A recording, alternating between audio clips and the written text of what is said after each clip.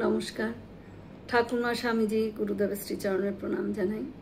সূত্র আপনি করিলে আপনার পূজা। সেই সময় মা উদ্বোধনে বাড়িতে থাকতেন। একখানি ফটো স্টুডিও থেকে এনে শ্রী শ্রী মায়ের হাতে দেওয়া হলো। ছবিটি মায়ের হাতে দেওয়া হওয়া মাত্রই মা ছবিটি তার মাথায় ঠেকালেন। তখন উপস্থিত সকলে হেসে উঠল। সেবক মৃদু হাসি হেসে জিজ্ঞাসা করলেন, ছবিখানি কার মা? মা খুব সহজ ভঙ্গিতে শিশুর মতো বললেন, কেন বাবা, আমার? এ উত্তর শুনে আবারও হাসির রোল উঠল। মা অবাক হয়ে গেলেন। মা বলছেন, হাসছো কেন বাবা? সেবক বললেন, আপনি তো নিজের ছবি নিজে মাথায় ঠেকালেন। তখন মা হেসে তার উত্তর দিলেন, এর ভেতরেও তো ঠাকুর আছে বাবা।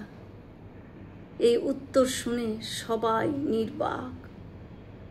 কথাগুলো মায়ের জীবনের সারমর্ম যেন প্রকাশ করে। তিনি যেখানেই তাকাতেন সেখানেই দেখতেন ঠাকুরকে। এই ঘটনাগুলো আমাদের শেখায় যে শ্রীমা কেবল এক পার্থিব মা নন, তিনি জগন্মাতা, জগদ্ধাত্রী। তিনি দুর্গা, তিনি কালী, তিনি লক্ষ্মী, তিনি সরস্বতী, তিনি জগদ্ধাত্রী। মা এবং সন্তানের নিখাত সম্পর্ক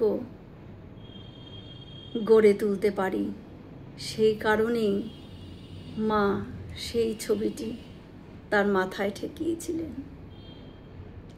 তার কথায় আচরণে তিনি আমাদের জানিয়ে দিয়েছিলেন, তিনি শুধু গৃহিণী স্বরূপ মা নন, তিনি স্বরূপতই ঈশ্বরী, আমাদের পূজনীয়া, ধ্যানের যোগ্যা। তিনি আমাদের সবার মা, সৃষ্টি জগতের প্রতিটি কণার মা।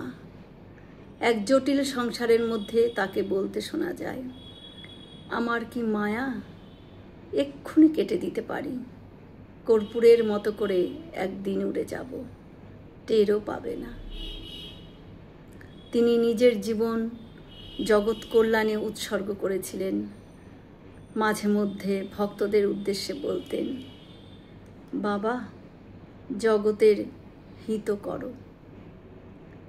এই ছিল তার প্রকৃত মহিমা।